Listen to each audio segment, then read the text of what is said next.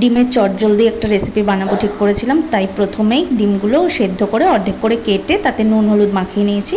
কড়াইতে এদিকে তেল গরম করে ডিমগুলো ছেড়ে দিলাম। তারপর ডিমগুলো আস্তে আস্তে এদিক ওদিক করে ভেজে নেব। অল্প হালকা করে ভেজে তুলে নেওয়ার পরে ওই তেলের মধ্যেই জিরে ফোড়ন দিয়ে কাঁচা লঙ্কা কুচি, পেঁয়াজ কুচি আর ডুমো করে কেটে রাখা আলু ভালো করে ভেজে নিয়ে তাতে দিয়ে দিয়েছি রসুন, থেতো করা রসুন। আর এদিকে টক দই, জিরের গুঁড়ো, ধনের গুঁড়ো, নুন, মিষ্টি আর হলুদ দিয়ে এখানে একটা পেস্ট বানিয়ে সেটা দিয়ে দিলাম ওই ভাজা মশলাটার ওপরে। তারপর ব্যাস একটু নাড়াচাড়া করে যখন তেল ছেড়ে আসবে ওপর দিয়ে ডিমগুলো সাজিয়ে একটু অপেক্ষা করতে হবে।